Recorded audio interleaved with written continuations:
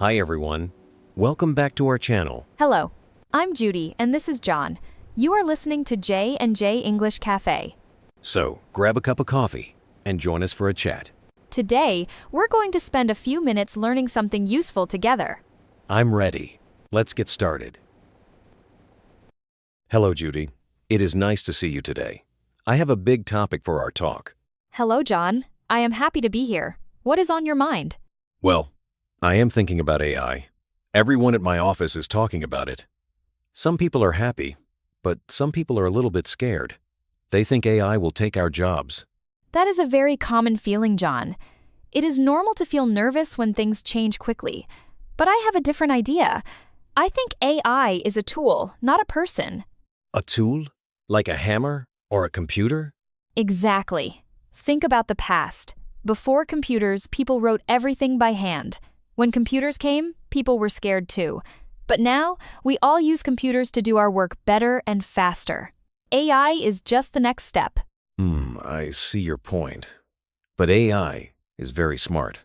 It can write emails, it can make pictures, and it can even write code. If AI can do those things, what do I do? That is the perfect question. AI is good at tasks. It is very fast at looking for information. It can check your grammar in an email or help you find a schedule for a meeting. Those are boring tasks that take a lot of time. If AI does the boring work, you have more time for the important work. What is the important work then? Well, the important work is the human part. For example, AI can write an email, but it does not know your boss. It does not know if your boss is having a bad day, or if your boss likes a specific style. You know the people. You have feelings and empathy. Oh, so you mean I can use AI to write the first version of an email, and then I change it to make it friendly? Exactly. That is collaboration. You and the AI work together. You are the boss, and the AI is your assistant. You must give the AI good instructions. We call this a prompt. A prompt. I heard that word before. It just means a clear question or a clear order, right? Yes. If you give a bad prompt, you get a bad answer. If you give a good prompt, you get a great result. So, one skill we need for the future is learning how to talk to AI. That sounds like a new language. But what about creativity? I like to come up with new ideas for my team. Can AI do that? AI can give you many ideas very fast. If you ask for 10 ideas for a party, it will give you 10 ideas in 1 second. But AI does not know if the ideas are actually good for your specific team. It does not have a heart. It does not understand culture or humor the way you do. I see. So AI gives me the ingredients, but I am the chef who cooks the meal. What a great metaphor, John. I love that. You decide what tastes good. That is your decision. AI cannot make final decisions because it does not understand the consequences. If a project fails, the AI does not feel bad, but you care about your work.